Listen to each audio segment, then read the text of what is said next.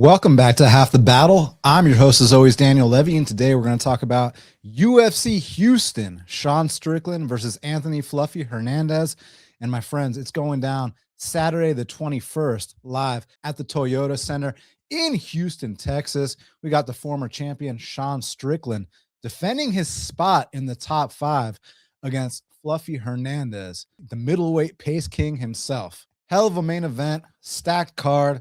Let's not waste any time, my friends. Let's get right down to business. Because in this main event, we got the former champion, Sean Strickland. He's 29-7, taking on Anthony Fluffy Hernandez, who's 15-2. Currently, they got it Fluffy minus 280. The comeback on Sean Strickland is plus 240. So Strickland, 2 years older at 34, an inch taller at 6'1", and has an inch of reach at 76 inches of reach. So absolute banger in the main event. And I definitely feel like Fluffy Hernandez has earned this opportunity. I mean, it's not just my opinion. The guy's on an 8-fight win streak. When you get on a win streak like that, you get a number 1 contenders fight. And if Fluffy Hernandez wins this fight, I fully expect him to be next to challenge Khamzat Chimaev for the UFC middleweight strap. Thing is, he's got to go through the former champion, Sean Strickland, to do so. Now, I'm going to just let y'all know off the rip, I like Fluffy Hernandez in this matchup, and there's a specific reason why. If we were dealing with someone that was going to stand in the pocket with Strickland or take the back foot against Strickland, have some kind of jab contest, give him a bunch of space, then we'd be having a different conversation. But that's the complete polar opposite of what Fluffy Hernandez is going to do. Fluffy is going to put consistent pressure on Strickland, put Sean on the back foot, get in his face the second the bell rings, and not have any kind of pretty striking exchanges. In fact, it's going to be one of the dirtiest fights you've ever seen Strickland in. Now, when you're talking about the former champion, Sean Strickland, you're talking about a guy who has probably the best jab in the middleweight division. You know, he's actually a former welterweight, had a lot of success at 170, but his real weight class was 185. He moved up and he went on a big win streak. He won the belt. He dethroned Israel Adesanya, which one doesn't simply do. But one could also make the argument that Sean Strickland maybe overperformed, or at least he maximized his potential. I mean, I don't even think that's an argument. I think that's the truth. The fact that he won the belt, I mean, hey, give him all the credit in the world, especially for this style that he has that, look, it's very technical and it works, and he's a top 5 guy for a reason. But I'm curious if y'all feel like you've seen any kind of evolution in Sean Strickland's game. Don't get me wrong. He's very, very good at what he does. The thing about it is he's been doing this exact thing since he was at 170. And the fact that he's made it to a world title at 85 is like, hey, man, credit to you. But I think that people know exactly what he brings to the table. Now, whether they can stop it or not is a separate discussion. But like I said at the beginning of my breakdown, Fluffy Hernandez is not about to get into some kind of striking battle with Sean Strickland. Fluffy Hernandez is going to fight the exact kind of fight that has given Sean Strickland issues in the past. Do y'all remember that fight between Kamaru Usman and Sean Strickland? I remember it because I actually took Strickland at like plus 320 odds. I was like, man, okay, I favor Usman, but there's no way Strickland should be plus 320 in that spot. And he didn't just look plus 320. He looked like, plus 820. He looked awful. That pressure style, nonstop mixing up with the takedowns, and then you throw in some strikes too, that's going to give Strickland fits. Now, on the other side with Fluffy Hernandez, like we talked about, this guy is the middleweight cardio king. He's got weaponized cardio and then some. And you're talking about a guy that's paid real dues in the middleweight division. He's had his ups, he's had his downs. And since that last down he had against Kevin Holland, now the guy's on an 8-fight win streak. Also, he's filling into his frame. He's putting on size. He's truly found himself. He knows exactly who he is, where his strengths lie, and what he brings to the table. You're not going to see a guy like Fluffy Hernandez fight uncharacteristically and go out there and try to, stand and bang for his ego or do things that Fluffy Hernandez isn't known for. What he's known for is double-digit takedown attempts, submissions, and just going out there and taking the soul of his opponents like he did to Michel Pereira, who has never been the same since that fateful night against Fluffy Hernandez, man. I mean, like, when you can go out there and literally attempt 29 to 30 takedown attempts in a fight, and you're a middleweight, and we're not talking about little guys, we're not talking about some 35er. And let me say this, a 35er putting up numbers like that is a massive deal. But when you have a big boy doing that, I mean, if Khamzat Chimaev wasn't champion right now, I would for sure be saying that Fluffy Hernandez, I mean, whoever's the champion is just holding the belt for him. They're literally a placeholder. They're going to come in there, and as soon as he gets that title shot, they're just going to hand over the belt. But the thing about it is Khamzat Chimaev is an unbelievable grappler, so we'll break that matchup down when it happens. But Sean Strickland is not Khamzat Chimaev. And when you look at Strickland's recent run, the only people to attempt multiple takedowns on him are Dricus du Plessis, and even him in like the last fight, he only attempted 2 takedowns. Now, the first time they ran it, he attempted 5 to 6 takedowns. But the thing about that is Fluffy's going to attempt 10 to 20 takedowns on Strickland and is not going to stand and bang for his ego, like I said. So I took Hernandez when he was minus 230, either earlier in the week or last week, and I played him to win a unit, and I think he's going to come out here and break Sean Strickland. Listen, I got a lot of respect for Strickland, the fact that he's gotten to the point where he's at. But that being said, once you reach the mountaintop, and that's for Strickland's case, winning the belt, there's nowhere to go but down. Now you're going to see the downside of Sean Strickland's career. And I do not see him being one of these guys who is going to have a second win at a title run like Peter Yan did or anything like that. I absolutely do not see that happening, because Strickland, to me, I mean, do you guys see any evolution in his game when you watch his fights? And then when you see his training footage, all the guy does is spar. Don't get me wrong. It's worked for him up until this point, but you got to find new methods. You got to find new avenues to win. And I just think that teeping and jabbing and running is simply not enough to beat Fluffy Hernandez in a fight in 2026. So for that reason, I'm going to pick Fluffy Hernandez to come out here, push the pace on Sean Strickland, and either win a unanimous decision or get a late stoppage. I'm going Fluffy Hernandez to dominate this main event in Houston. Next up in the welterweight division, we got the co-main event. We got Geoff Neal. He's 16-7, taking on Uros Medic, who's 12-3. Currently, they got it Geoff Neal minus 190. The comeback on Uros Medic is plus 165. So Geoff is 35. Uros is 32. Uros a bit taller at 6'1", but is Geoff, interestingly enough, that's going to have a 4-inch reach advantage at 75 inches of reach. So, man, the reason I put so much emphasis on Geoff being 35 years old is because I remember when he was the stud prospect, the young prospect, making a name for himself on the come up, on that big win streak, was a fight or two away from a title shot. And unfortunately, he had some ridiculous health issues where he still hasn't looked the same. I mean, he's been very inconsistent, but the thing about Geoff is he's so talented, he's so fast that he's been able to get by certain people. But the reason he hasn't had the same kind of consistency that he did, in his initial UFC run is because of those health issues. And I heard an interview with James Lynch. Shout out James Lynch, probably the GOAT MMA interviewer. He's awesome. And Geoff Neal was talking about how he's got alcohol abuse problems and substance abuse problems, which, hey, man, I respect how candid you are, how honest you are about your issues, because none of us are perfect and tons of us go through stuff. But when I heard him say that, it's like, okay, this makes sense, because I remember Geoff getting arrested for a DUI like 2 weeks before one of his fights. And I see the inconsistency in his last few performances. And like I say, last few performances, I'm talking about since 2020, my friends. He has not looked like signature Geoff Neal consistently in a long time. I mean, don't get me wrong, there's going to be some one-offs here and there, like that fight he had against Vicente Luque. That was the closest to a prime Geoff Neal I've seen. But besides that, well, I'll say RDA too, but RDA is goddamn 40 years old, my friends. So yeah, I just haven't seen the same Geoff Neal. And then you mix in a near-death experience with the health issues, plus he's got, substance abuse issues. It's just tough for me to get behind this price when I know all that. And he's 35 years old now. He's coming off a devastating knockout loss against Carlos Prates. Y'all remember that? So that already is enough for me not to bet on Geoff Neal here. And don't get me wrong, in his prime, I think he wins this fight. But It's Uros Medic who's the hungry guy here. It's Uros Medic who has the chance to make a name for himself in this co-main event. So let's look through these highlights real quick.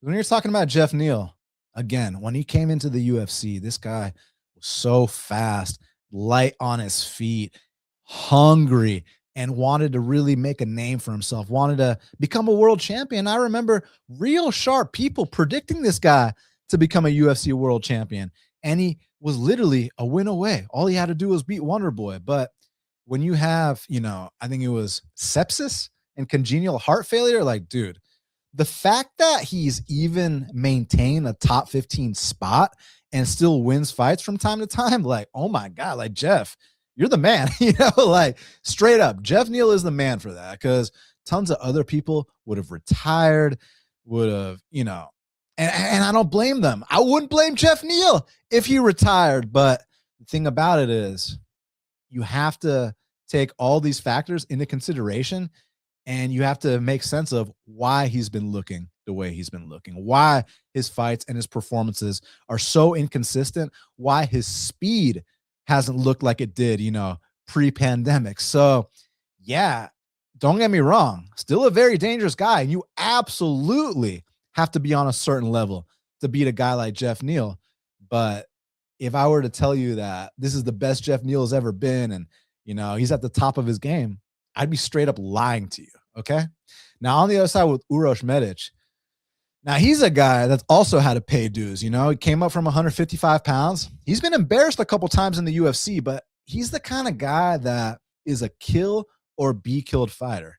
I mean, he's either going to take you out or go out on a shield, and there's no in between. You're not going to see a guy like Uros Medic put his head between a grown man's legs and make the crowd boo and hump people to decisions. You're not going to see any bullshit like that from Uros Medic. With Uros Medic, the reason he's in this co-main event and he's getting this opportunity against Geoff Neal is because Uros Medic comes to fight.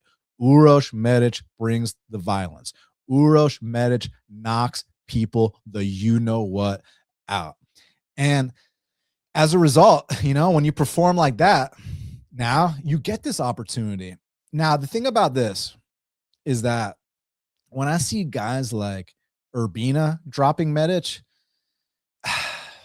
that's why I can't sit here and look you in the eye with a straight face and act like I'm super confident in taking an underdog shot on him. I just can't, because if one of the Urbina brothers dropped you and some of these other guys that have been dropping him, there's probably a chance that Geoff Neal can drop you too. It's just every single time we see Geoff Neal, he's a bit further away from that prime Geoff Neal, that super fast Geoff Neal, that Geoff Neal who was going to get that title shot, who was going to be that top 5 guy.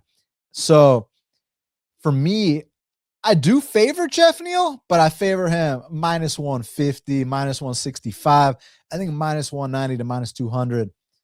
Now, don't get me wrong. He could cover it if he gets a first-round knockout. But if he doesn't get a first-round knockout, it could be Geoff that gets knocked out. It could be Geoff that gets dragged into a serious war. And when I have this many questions about a matchup, I think I got to roll the dice and go with the underdog. Listen, I'm not confident about it. It's not a big play by any means. I haven't even bet it yet. But if I were to bet this fight, I think I would take maybe a 1-unit shot on Medic or just pass altogether. Tough fight for me to call because I'm not the best at calling fights of guys who have health issues, who, are holding up top 15 spots, but they're taking on kind of a step down in competition, which is what Medic is. But Medic has to be so hungry. This is your shot, kid. Like, hey, you have crushed grapes. Will you drink the wine? That's the big question. I'm going to say he does. I'm going to pick Uros Medic to come out here and knock Geoff Neal out. Featured bout in the featherweight division. We got Dan Ige. He's 19-10, taking on Melquizael Costa, who's 25-7. Currently, they got it. Melquizael Costa minus 220. The comeback on Dan Ige is plus 185. So Ige getting up there in age. He's 34. Mel Costa is 29. Costa 3 inches taller at 5'10". Both men have a 71-inch reach in this spot. So shout out Mel Costa. He's on the big win streak. He's starting to get comfortable inside the octagon. He feels like this is truly his home. And now you're starting to see the best version of him. Because with Mel Costa, when he first came into the UFC, I had a lot of questions about some of his regional performances. I felt like, he'd let some opponents off the hook. I felt like, he showed potentials and glimpses, but I just felt like it was like kind of incomplete performances, like something was missing. And whatever was missing, he's patched that up, and now he's becoming something. And as a result, he's getting the Dan Ige test, because when you're talking about Dan Ige, you're talking about a staple of the featherweight division. This is one of the best journeymen in the featherweight division. He hits super hard. You absolutely have to be on a certain level to beat a guy like Dan Ige, because if you're not, he got the name 50K Ige for a reason. He's got bricks in both of his hands, and he is just a super tough Hawaiian warrior. He's one of these guys. I remember that fight he had with Julio Arce, where like Dan Ige's eye was completely closed, and there's no quit in a guy like Dan Ige whatsoever. So the kind of respect I have for him, it's really up there, and he'll have competitive fights with some of the best guys in the world. Super close fight with Leron Murphy. Super close fight with Diego Lopez. The thing about it is, we're talking about close fights and losses, and oftentimes he underperforms in his big moments. But here against Sean Woodson, I picked Woodson there, and I was surprised by that performance by Dan Ige. He really did his thing there. So the thing about it is, Dan Ige will surprise you from time to time, for better or for worse. Now, I picked Pitbull against Dan Ige because Dan Ige has a history of letting you down in his biggest moments. But the big question is Mel Costa ready for the Dan Ige test? Now, personally, I think he is, because one thing I mentioned about Mel Costa is he had extensive experience outside the UFC before he got to the big show. He truly paid his dues, and his UFC run has not been smooth sailing. He had to get humbled against Thiago Moises. He had to get humbled against Steve Garcia. And as a result, now he's on the big win streak, and he's getting this test inside the top 15. He wins this fight, and you could be looking at Mel Costa headlining a UFC Apex event. You could be looking at Mel Costa taking out a top 10 guy in his very next matchup. So this is the biggest fight of Mel Costa's career. I think his path to victory here is, number one, he's got to keep it long, because if he gets into punching range with Dan Ige hits so hard, and those fists do not discriminate. And it doesn't matter what chin you have, doesn't matter who you are, where you're from. Dan Ige can knock people that what out. So for Mel Costa, he's got to keep this long. He's got to use a lot of kicks.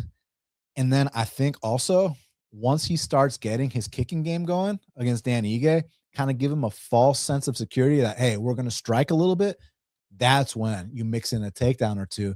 And one thing about Dan Ige, super hard to submit. However, he gives up back takes a lot. He gives up his back a lot. Now, you're not going to come out here and choke him, but you can win a round by backpacking a guy like Dan Ige. Diego Lopez did it.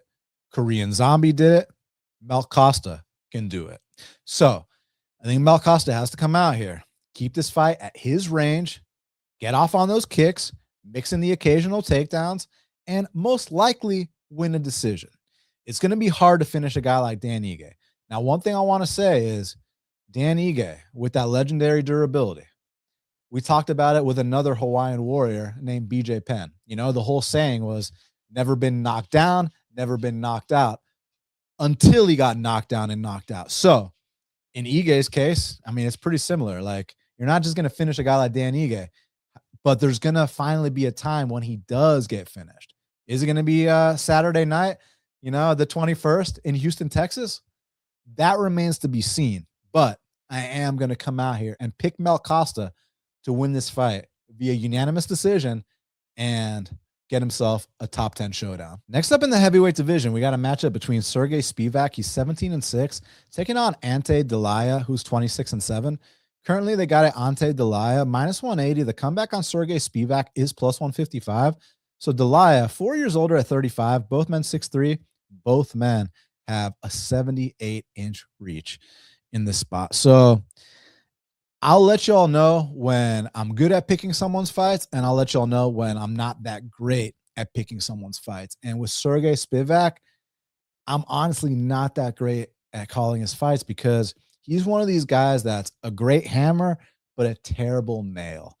And from time to time, you can just swarm this guy, whether it was his UFC debut against Walt Harris or some of his most recent performances. I mean, he got knocked out by Jailton Almeida, by the way. So what I'm saying is, from time to time, you can overwhelm this guy, but then also from time to time, he's going to surprise you. I mean, the way he handled Derek Lewis, the way he handled Marcin Tybura in that rematch, like, you count this guy out and he's got some stuff on the feet and on the ground. It's just that he's kind of one of these guys where he needs to be the bully. He needs to be in control. He needs to be the one dictating the pace. Because if you really take it to Serghei Spivac, he tends to break. Now, with Ante Delija, he came into the UFC with a hell of a lot of experience, won belts in other organizations, ultra aggressive guy, and he can just come out here and he can steamroll guys, but also he's a bit well-rounded. The only issue I've had with Delija, kind of two issues. Number one, from time to time, he'll also be a bit inconsistent, but not in the Spivac sense where Spivac literally breaks in fights. With Delija, it's like he'll get caught from time to time. I don't want to call him chinny, but what I will say is this. So I mentioned I have two issues with Delija, right? So the first was his inconsistency. The guy's been knocked out 4 times. The second issue I have with him is his weight. I mean, he came in like 237 last fight, which I don't want to say the guy can make 205 because I think that's kind of a stretch. But like the guys at heavyweight these days, I mean, Serghei Spivac is going to come in every bit of 250 pounds. So he's going to be the much larger man. The reason I bring this up is because if Spivac gets on top of Delija, the fight could be over shortly after. However, you know where else the fight might be over shortly after? Let's pull up this Ante Delija highlight. Let's look at how he swarms people, because if he swarms Serghei Spivac the way he swarms some of these guys, he's going to run right through him. So that's the thing about Delija. Now, I know that last fight he had against Waldo Cortez Acosta, I even bet him there. I thought we won. Then I thought it was a no contest. Then the fight starts again and we lose. It's like, oh man, the roller coaster of emotions. But to give Ante Delija some credit for that, when you have that adrenaline dump of thinking that you just won the fight, and then they tell you, actually, you got to keep fighting. I mean, I can think of a couple worse feelings, but as far as being a competitive athlete, there's probably no worse feeling than that. This is what I'm talking about right here. If he swarms Spivac like this, he's going to win this fight. That's just the bottom line.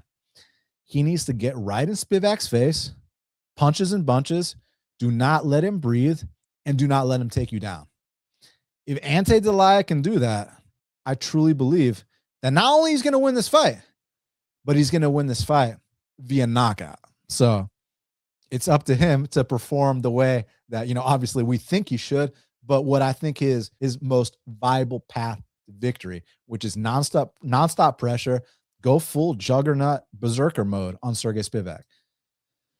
Now with Spivac, you're dealing with a guy that's a guy that's been in the UFC for a while, and he came into the UFC as just a kid and they threw him right into the fire.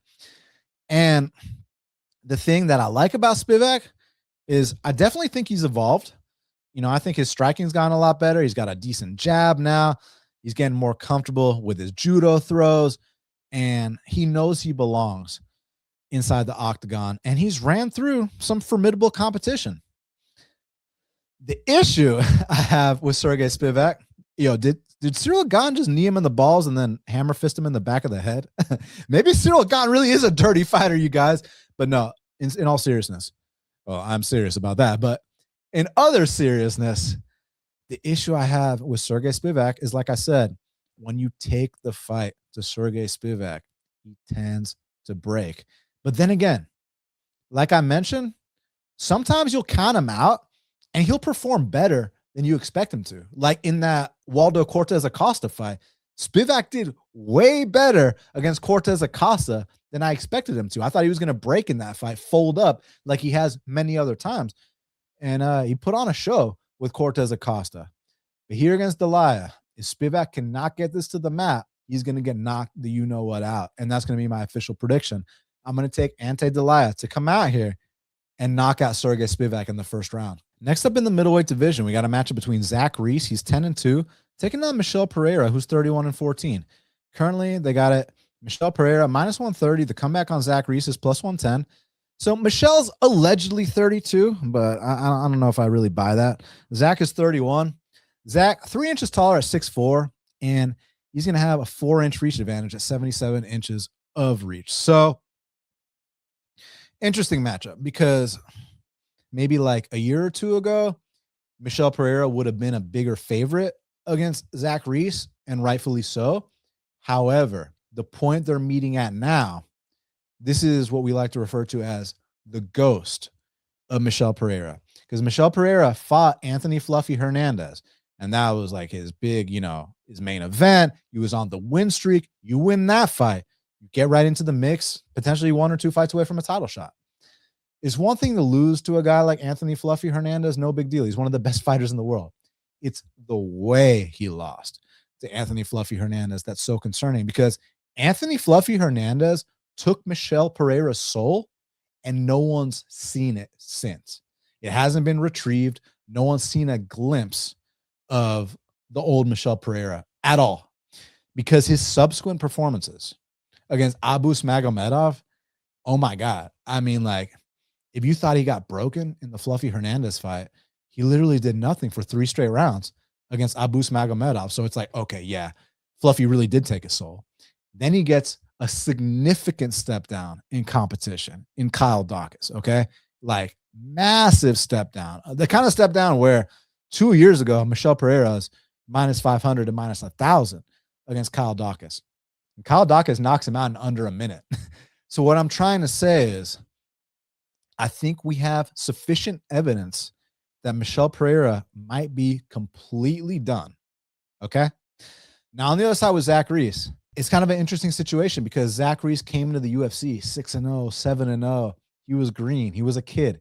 He was trying to make a name for himself, He won his Contender Series fight via armbar off his back. So if that doesn't give you an idea of the dues that Zach Reese has had to pay, the maturation process, the learning curve, like, dude, he came into the UFC as like a green kid who didn't know what he was doing at this level, to now he's got 4 or 5 UFC wins under his belt. He's had his setbacks and bounced back from them. He's taken short notice fights. And one thing about Zach Reese that's been consistent, whether it was his early run on his regional scene or even now in his UFC career, the guy's a finisher, And one thing I want to say about Zach Reese is, a lot of people are saying he's first round or bust. Well, that's proven to be false. He's won decisions inside the octagon. He's gotten finishes past the first round. He's even overcome adversity inside the octagon before. So although Zach Reese is not a finished product like Michel Pereira is, Zach Reese is trending upwards. Zach Reese has paid dues. Zach Reese is possibly ready for this big opportunity against Michel Pereira. Now, looking at these highlights, I mean, when Michel Pereira first came on the scene, the amount of confidence this guy had, the backflips, the walkouts, the in-fight performances. I mean, this guy was a showman. He would clown guys. He would embarrass people. And it'd be nice to see a glimpse of this Michel Pereira, because this guy, I think he runs through Zach Reese. The thing about it is, we haven't seen this guy in a hot minute. I mean, we haven't seen him since Fluffy took his soul. That's just the bottom line. That is what it is, And if he gets his soul back, then okay. But until I see that, I can't pick him to beat anybody on the UFC roster right now. I know that might be kind of harsh to say, because, hey, you only lost to Fluffy, but I mean, like, Abus and Kyle Daukaus. Like, I don't want to hype them up and give y'all some kind of false sense of who those guys really are. I'm not saying those guys are bad by any means. Not at all. But I'm just saying a prime Michel Pereira beats both those guys, just like a prime Michel Pereira beats Zach Reese. But I think it's pretty evident that we're so far away from a prime Michel Pereira that now guys he would have beat in the past are not just going to come out here and beat him, but they're going to embarrass him. Now, on the other side was Zach Reese, very tall and lanky for the UFC middleweight division. And like we already mentioned, this is a guy who came into the UFC so green, had to really pay dues, is still paying dues, has had to learn lessons along the way, has taken embarrassing setbacks. But you know what I like about Zach Reese? He picks himself back up and he shows up every single time, win, lose, or draw. He's going to go out there and he's going to fight his ass off. The thing about it is, if you want to beat a guy like Zach Reese, you got to put him away. And he has been put away more than once, no doubt about it. But I like the fact that, he's gotten his feet dirty inside that octagon. There's no more what if this, what if that. Like, we already know with Zach Reese that, hey, man, now you're starting to get to that age where you're about to enter your prime. And in this fight against McVeigh, I was very happy with the performance. I'll tell y'all why. I know some of y'all hated the performance. Let me tell y'all why I was happy with the performance. Because for the first time, it was Zach Reese that was the veteran. No longer was Zach Reese the up-and-comer taking on a vet. Now it was McVeigh that was, the prospect / rookie, and it was Reese that was the UFC vet in that spot. And he overcame all early adversity in the clinch, which, by the way, let me say this. Michel Pereira's biggest danger does not come in the clinch. So if you're going to reference what McVeigh, the early success McVeigh had, Michel Pereira doesn't fight like that. Michel Pereira's best weapons are at range. He's got a stabbing front kick. He's super explosive and opportunistic with his flying knees, with his punches. But again, this is in Michel Pereira's prime. I'm curious about Michel Pereira's confidence at this point. Got your soul taken by Fluffy. Certainly didn't come back against Abus. And then Kyle Dawkins knocked you out in under a minute. You understand what I'm saying? So I think that ultimately this makes for a recipe where Zach Reese is catching Michel Pereira at the perfect time. And as a result, I took Zach Reese in the spot. I took him when he was plus 125. I put 1 unit on it. And look, I understand that in Michel Pereira's prime, he wins this fight. But the guy I've seen in the last, it was around 25 minutes of fighting versus Fluffy, about 15 minutes of fighting against Abus, and about under a minute of fighting against Kyle Dawkins. So, overall, we're dealing with 40 minutes of footage, my friends. In those 40 minutes of footage, he looked like a far cry of the Michel Pereira that I was high on when he first came into the UFC. So as a result, I think Zach Reese is catching him at a great time. I think he's going to be hungrier. I think he's going to be more confident. And I think he's going to be just as dangerous as he always is. And I think he's going to finish Michel Pereira in Houston, Texas. If you're looking for a sports book that doesn't limit winners or play games when it's time to get paid, then you need to check out my friends at bet105.ag. Super high limits so you can get down whatever you want on any sport. And when it's time to get paid, no KYC, no stupid games, no stupid prizes. Get your payout whenever you want. So obviously we talk about it all the time, and we're going to keep talking about it. Split decision insurance. Hey, UFC is in full stride now, and you've already seen one of the worst decisions of the year on that Australia card. Now we're back in Texas, and Texas is notorious for some of the worst officiating in the history of combat sports. That's where we're at on this fight card. So do yourselves a favor and take advantage of that split decision insurance, because if your fighter wins a split decision, no big deal. You get paid out. It is what it is. But your fighter loses that split decision. Bet105 are going to give you 25% of your money back. Hey, that's better than nothing, especially considering the state of judging in modern day MMA. So my friends, go to bet105.ag. Use my promo code HalfTheBattle. Deposit $100 and get a $50 free bet at bet105.ag using my promo code HalfTheBattle. Now let's get back to the show. Next up in the welterweight division, we got a matchup between Chidi and Njokuani. He's 25-11, taking on Carlos Leal, who's 22-7. Currently, they got a Carlos Leal minus 180.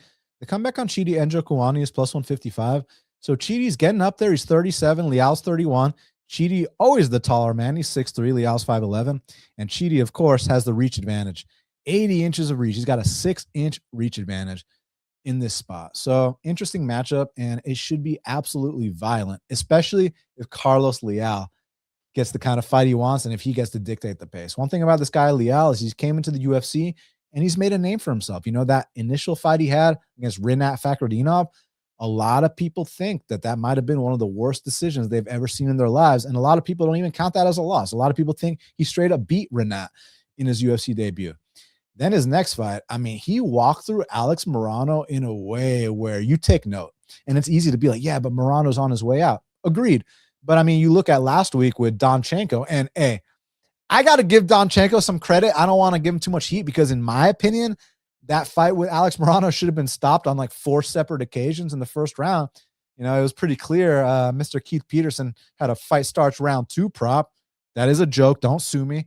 But or is it? No, but bottom line, you see the way that Leal ran through Morano, and then you see, hey, Morano can still hang tough against some young up-and-coming prospects, lets you know what level Leal's on. But I think that everybody boosted Leal's ego to the point where in his last fight against Muslim Salikov, he charged him so recklessly and so aggressively without a care in the world. I think he literally felt no threat from Muslim Salikov whatsoever, that he abandoned all defense. And as a result, he got to learn a very valuable lesson that, hey, no one's invincible. And this is the UFC's octagon. The UFC is the best of the best fighters on planet Earth fight inside the UFC's octagon. And if you're going to go out there and act like it's some kind of joke and take someone lightly, especially a knockout artist like Muslim Salikov, well, guess what? Things like that are going to happen. But now he kind of gets, I don't want to say a rerun because Njokuani is a different stylistic matchup than Muslim Salikov, but what I'm saying is you get an established striker here in Njokuani. And I'd be surprised if Leal was careless in this one because you don't want to be careless against Chidi. With Chidi, I mean, his knees in the tie clinch are disgusting, his elbows, and from long range distance too. With Chidi, it's like you got to find that middle ground because if you're up too close with him, he's got knees in the clinch, elbows in the clinch. You're too far away from him, he's got a ridiculous 80-inch reach. He'll keep you at the end of his shots. So you got to find that middle ground. And I think Leal, he might have to weather an early storm, kind of like Michel Oleksiejczuk did against Chidi Njokuani, kind of like Hobocop did against Chidi Njokuani. But if Leal can drag this deep or potentially catch Chidi early, that's also a possibility. But I'm thinking more in terms of drag it deep because that's always been the path against Chidi. It's either get on top of him, because in the past, he's had no answer when he's tired and people are on top of him, whether we're dating back to the Andrei Koreshkov fight or more recently, like I said, against Michal, against Hobocop. So that's one path for Leal. And then the other path, of course, is to extend this fight. And in order to do so, Leal's going to have to eat some shots. That's just the bottom line. Now, I think his durability will hold up fine. I mean, it's been a while since that knockout loss. And I don't think that that was a chin issue. I think that that was an overconfidence issue. I think he probably got humbled. He probably learned his lesson. Here, come out here, be very, very on top of your defense in the first, 5 minutes or so. And then after that, if the fight is still going, I think Leal starts to pull away. And I think he breaks Chidi late and possibly gets a late stoppage. So I'm going to pick Carlos Leal to come out here and get back on track. Next up in the flyweight division, we got a matchup between Ode Osbourne. He's 13-9, taking on Alibi Idris, who's 10-1. Currently, they got it Alibi Idris minus 145. The comeback on Ode Osbourne is plus 125. So Ode getting up there. He's 34. Alibi is 31. Ode an inch taller at 5'7", and he's got a 5-inch reach advantage at 73 inches of reach. So Ode is another one where, he's so inconsistent that oftentimes I get his fights wrong. I picked Charles Johnson against him. He beat Charles Johnson. I picked Luis Gurule against him. He beat Luis Gurule. But then other times I've successfully picked on or against Ode Osbourne and been right. But yeah, he's one of these wild cards because he's ultra talented, super fast, dangerous on the feet. He can knock people out, dangerous off his back, actually. When he was first making a name for himself and he was first coming up, he'd get a bunch of submissions off his back. So he's a very dangerous guy. The issue that Ode Osbourne has had is he cuts so much weight for the flyweight limit that as a result, he tends to slow down as fights progress. And with Idris Alibi, definitely got embarrassed in that UFC debut, but now we know how good Joseph Morales is. We know that Joseph Morales is an absolute wizard on the mat.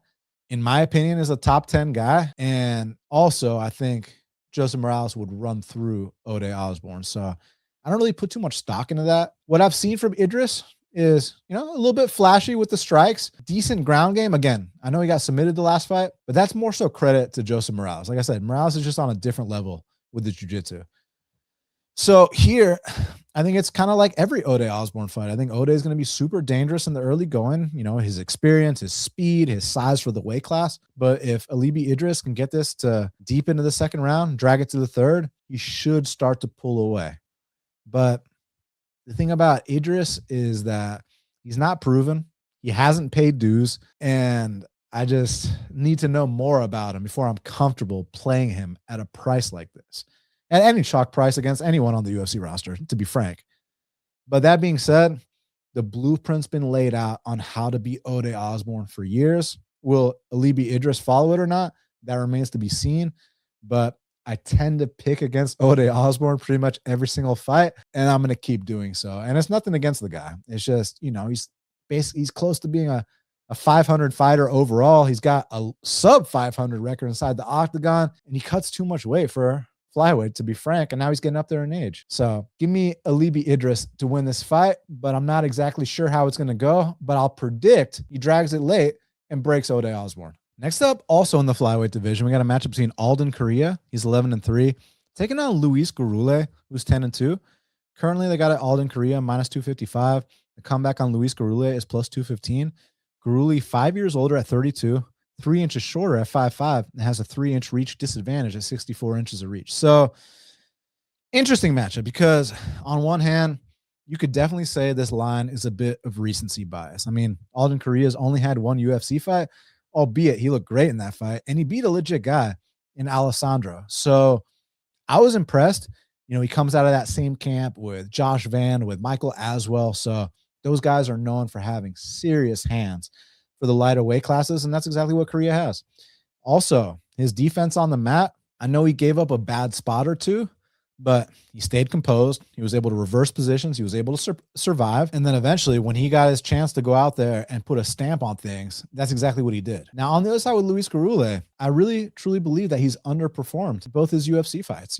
I was high on this guy on his regional scene, and I'm not sure if it's a case where, listen, this happens from time to time where guys will be top prospects outside the UFC, but when they get to the UFC, for whatever reason, they just can't put it together.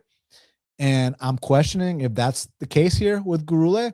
But I also think one thing that kind of lets him down is he's tiny for the weight class, man. When you're already in the lowest weight class in terms of weight, flyweight in the UFC, in the men's divisions, but you're also a midget for flyweight, it's just like, dude, it's going to be tough to overcome that when you see some of these guys coming up, like Coria, who's like 5'8", has a pretty decent reach advantage in this spot.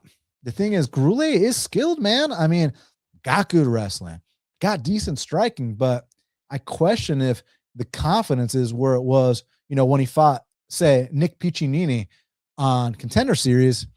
And then that Ode Osbourne fight, it seemed like things were kind of going his way early, but he got caught with a big shot, which let me also say has been a recurring theme because in his subsequent fight against Jesus Aguilar, he got rocked multiple times. That cost him the fight.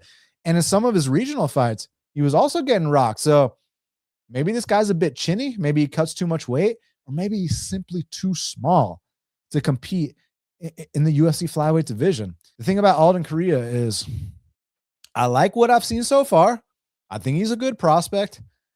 I'm not willing to make any predictions about how far he's going to go in the division yet. Like for some guys, if you've been watching me, I'll say, hey, this guy's a future top 5 guy. This guy's a future champ. This guy's a future top 10 guy, whatever the case may be. With Coria, I'm not ready to say anything yet. I need to see how he looks here, because I'm not going to be the one to discredit his performance against Alessandro Costa. But there was kind of an injury in that spot. Again, I know that sounds bad, me even bringing it up. It sounds like, oh my God, he's discrediting that performance. No, I'm not. He looked great, and he beat a legitimate guy. So give him all the credit in the world. You got to think Gurule is desperate. You got to think he's hungry. I mean, he loses this, I doubt they let him finish out, the 4th fight of his contract. He loses this and gets embarrassed. You're gone, kid. You know, we got to open up room. Contender Series is coming up. So you look at it from that perspective, then you look at the odds. And yeah, I'm going to pick Coria just because he looked better and because Gurule might just be one of these guys that just doesn't perform under the bright lights of the UFC's octagon. But it might be a dog or pass situation from a betting perspective. But ultimately, as a pure pick, I'll take Alden Coria to win this fight. I want to let y'all know about the sharpest and most well-rounded sports betting Discord I've ever been a part of. I'm talking about NarcoCop's premium Discord. My friends, these guys won over 170 units in 2025 across all sports. Obviously, they specialize in UFC, but these guys are out here crushing in boxing, in bare knuckle, NFL, college football, college basketball, NHL, soccer, golf, tennis, MLB. But of course, the focus is combat sports. They have live betting on every single UFC card, and it's a community feel like no other. One thing I really like about NarcoCop's Discord is that there's zero egos involved. NarcoCop takes care of the UFC and the bare knuckle, but he's got individual handicappers for boxing, for hockey, and soccer who are absolute heavy hitters. I mean, his boxing handicapper is ridiculous. And I gotta tell y'all, bare knuckle boxing was a huge money winner in 2025. So my friends, I want to hook y'all up with 50% off your first month on NarcoCop's premium Discord. All you got to do is click the link in the description and enjoy 50% off the sharpest and most well-rounded sports betting Discord in the game today. Next up in the bantamweight division, we got a rematch between Nora Cornolle. She's 9-3. Taking on Joselyne Edwards, who's 16-6. Currently, they got it Joselyne Edwards minus 300. The comeback on Nora Cornolle is plus 250. So, interestingly enough, it's Nora Cornolle, who's 6 years older than Joselyne Edwards at 36. Joselyne's got an inch in height at 5'8" and 3 inches in reach at 70 inches of reach. So they ran it, and Nora Cornolle actually won the fight. But I must say, it was in France, where Cornolle is from. A lot of us thought it was kind of a sketchy decision, but it wasn't like Joselyne Edwards had some kind of perfect performance either, because Joselyne Edwards would get on top of Nora Cornolle. Cornolle would reverse the position and grind out Edwards towards the end of rounds. And, the end of rounds leaves a lasting impression on the judges. But since that point, I love the direction that Joselyne Edwards has gone in, because we talk about it often, even like, for example, on that Michel Oleksiejczuk fight versus Barrialt last week, which, by the way, I got to say was closer than I expected it to be, but Michel still clearly won. In that fight between Michel and Barrialt, you had two guys that had similar amounts of experience, but one was significantly younger. So it's like they're both vets, but one's a young vet and one's kind of a vet on his way out. So I took the young vet. What's interesting about this matchup is Edwards is the young vet here, but Cornolle has like half the experience as Edwards. So you're getting the younger fighter who's got twice the UFC and MMA experience and is the overall better fighter coming into her own. And I think that's why there's a minus 300 price tag on this spot. Now, obviously, if it hits the judges' scorecards, we're in Texas. So I know we mentioned we were in France last time. Texas judging, it's known for some serious fuckery. Pardon my French, But that being said, I'm really impressed with the form of Joselyne Edwards because, again, she's one of these people that came to the UFC early on and had to learn the ropes, had to crush grapes. Now she is drinking that wine, and she's got to be so hungry to get this vengeance against Cornolle.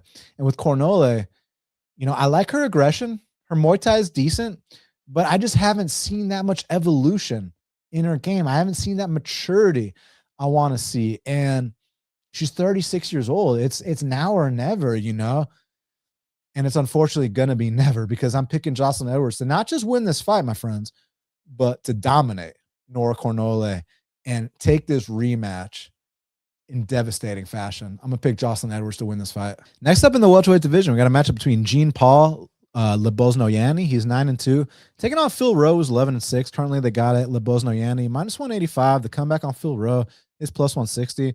Rowe getting up there. He's 35, which makes him, my friends, 8 years older than Lebosnoyani, who's 27. Of course, Phil Rowe, always the taller man at 6'3". And he's got a significant 8.5-inch reach advantage at 80.5 inches of reach. But guess what? he always has a massive reach advantage in every single fight, and it tends not to matter. One thing about Phil Rowe, I was talking about how Nora Cornolle hasn't evolved. Phil Rowe has not evolved at all. I had very high expectations for Phil Rowe when he came into the UFC because that length for the weight class, that reach, also when he actually lets his hands go, he tends to hurt a lot of people he fights with that right hand down the pipe. Not to mention his submission game is pretty damn opportunistic. So like there's skill sets here and there that I think are very useful for a guy like Phil Rowe. He's opportunistic, he's dangerous, he's tough. I mean, he can take an ass whooping up front and then go out there and finish you in the third round like he's done multiple times. But there's only so many ass whoopings you can take before it finally all catches up to you and you just start dropping fights consistently. And now that Phil Rowe is 35 years old, I think he's getting to that point where he's been figured out. People know what he brings to the table. People know what his strengths are. They know what his weaknesses are. Phil Rowe is not going to surprise you. I mean, I say that, but what I mean is, yes, he could land a straight right down the pipe and rock you, but I'm saying the weapons at his disposal are not going to catch anyone off guard. Everyone knows his arsenal and bag of tricks. Now, on the other side with Lebosnoyani, you're dealing with a guy with a serious jiu-jitsu background. I mean, this guy is a legitimate black belt, but he's been knocking guys out in MMA. You love to see it. And I like the fact he's not undefeated.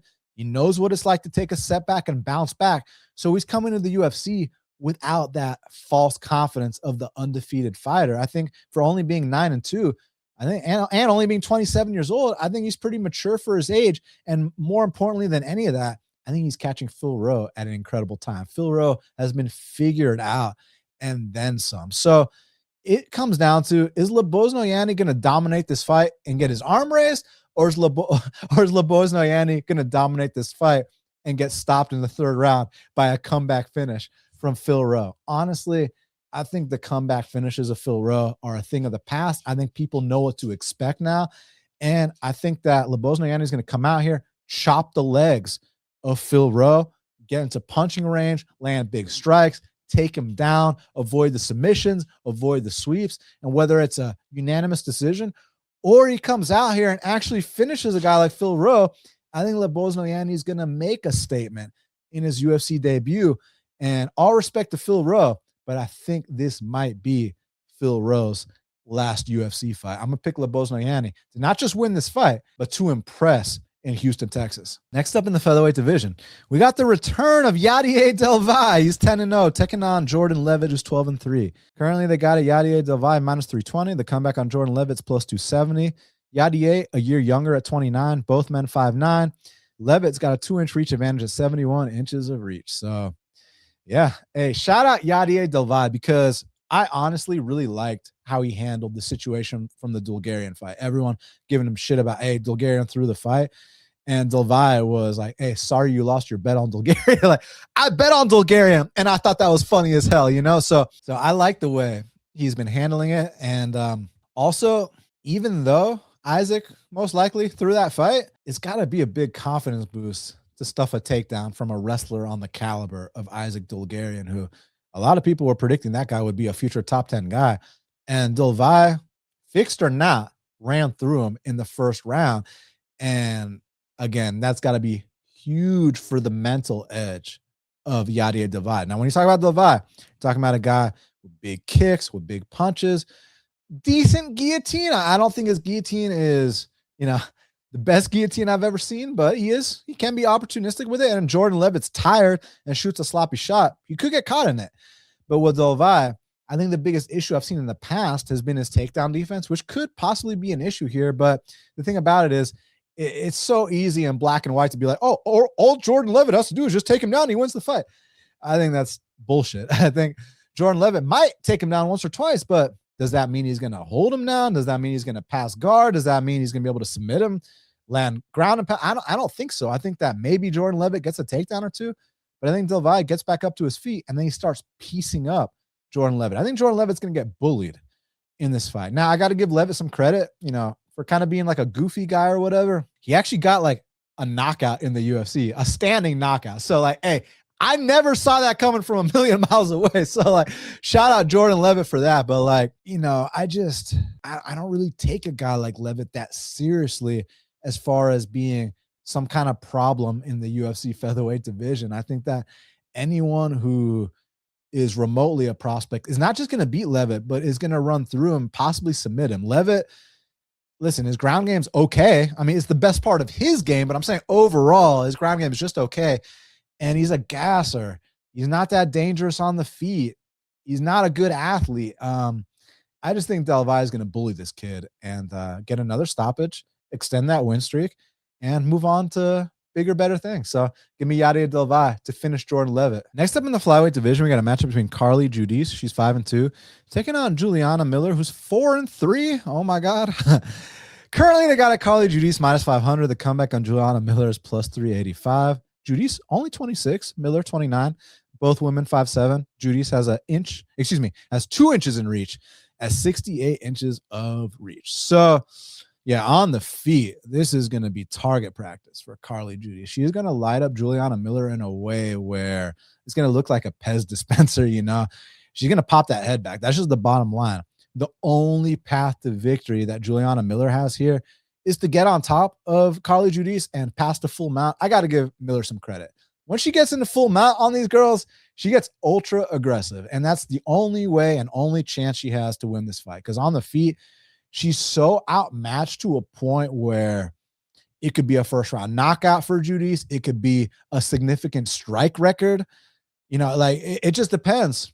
Is Giudice going to come out here and land the kind of shots where it's like a head kick where like, hey, you're not coming back from that? Or is it going to be kind of like she lands 500 strikes to the face of Juliana Miller? But the thing about it is Miller is known for covering up when the going gets tough. That's why I do think that this fight's going to end inside the distance, because Giudice is either going to TKO Miller, or if somehow Miller gets on top of her, will Miller stop the fight if that happens? I don't know, because Giudice is super tough. So yeah, so I don't think Miller's going to win this fight inside the distance. I think Miller's going to get finished inside the distance. I mean, it's -500. It doesn't take a genius to pick a -500, but they're both kind of inexperienced. So, I'm not passionate. I'm not parlaying it, but I am going to pick Giudice here, man. Her striking looks good. She can put up the kind of output numbers that we like, and she's going to be making big improvements every single fight. Whereas Miller, while she does have a path to victory on the mat, I think there's things lacking in the confidence. I think that her striking has never developed, never caught up. This is the UFC. Like, you need to know how to throw a punch. And that might sound like, oh, you're condescending. No, I'm not. Like, she doesn't know how to throw a punch, guys. And that's going to get her in big trouble, just like it has in the past. And I think Saturday night in Houston, Texas, Carly Giudice is going to come out here and knock out Juliana Miller. Kicking off the card in the welterweight division, we got a matchup between Ramiz Brahimaj, he's 13-5, taking on Punahele Soriano, who's 12-4. Currently, they got it Ramiz Brahimaj -130. The comeback on Puna is +110. Both men 33. Puna an inch taller at 5'11", has a half-inch reach advantage, 72.5 inches of reach. Super tough fight to call. Firstly, y'all are insanely confident on Ramiz Brahimaj. Y'all know who this guy is? Y'all seen his fight against Temba Garimbo, his fight against Court McGee? Like, y'all are confident laying chalk on that guy? Like, okay, listen, Ramiz, I like the fact that he's starting to put it together. I like the fact that, he's getting these finishes and doing his thing, but what's changed, guys? Like, he's always been dangerous in the early going, whether we're talking about his regional career or even some of his early UFC fights. He's known for getting guys out of there in the first round. Now, I know recently he actually got a second-round finish, which is a big step in the right direction. But historically speaking, if Ramiz can't get you out of there early, he's a big-time gasser. But a similar thing can be said about his opponent, Punahele Soriano, who is also kind of a first-round knockout artist. Again, just like Ramiz coming off a second-round finish, Soriano coming off a decision win. But I'm saying overall, Soriano, just like Brahimaj, is known for being first-round or bust. He's known for going balls to the wall in that first round. And if he can't finish you, he tends to fatigue badly. That being said, Punahele does have a wrestling background, although I think that he was an All-American, by the way, but he doesn't offensively wrestle that much. But what I want to say in this matchup is I think he can use that wrestling background in reverse to keep this fight standing. And then on the feet, I think both men hit hard, but I'd actually give Soriano the power edge here, being that he's a former middleweight. He used to knock guys out at 185. His power is definitely translating at 170 pounds. But there might be some submission upside for Brahimaj. There were some spots in that Nikolai Veretetnikov fight with Soriano where if Brahimaj attacks your neck in similar instances, the fight could be over shortly after. So, like I said from the jump, Soriano needs to not offensively wrestle against Brahimaj. Use that wrestling in reverse. Keep it standing, where I think, although both men are powerful, I think Soriano is the heavier hitter. Listen, realistically speaking, I could see this fight going either way because both these guys are flakes. Both these guys are untrustworthy. But in a situation like that, I got to go with the underdog. I'm going to go Punahele Soriano to come out here and get back to reality on Ramiz Brahimaj. I think that people are kind of overblowing this current run. I'm not trying to discredit it. All respect to him. It's cool to see a guy who's been through the ups and the downs finally get on that win streak, get that job security, get some bonuses, like do your thing. I love it.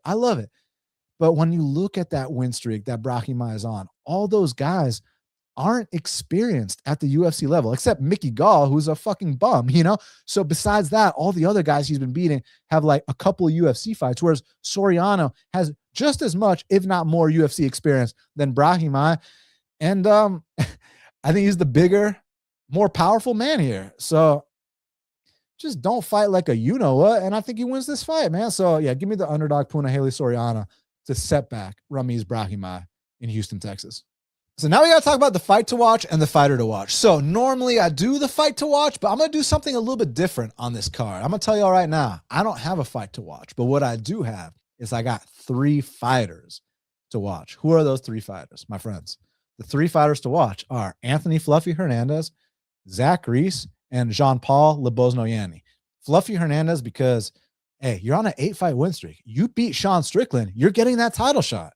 Zach Reese because he's also getting a step up in competition against Michel Pereira, but he's fighting the ghost of Michel Pereira. You go out there and you finish a guy like Michel Pereira, hey, you're going to get a pretty decent matchup in your next fight.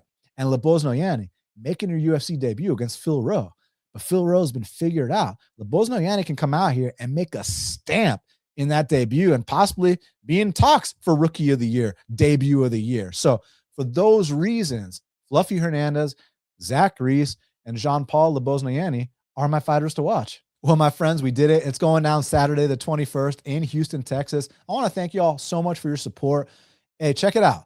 Once we hit 15K subscribers, good friend of the show, Malcolm Wellmaker, is going to give out a UFC 322 poster signed by the entire card. If someone was on that card, they signed this poster. One of y'all is going to get it once we hit 15K subscribers.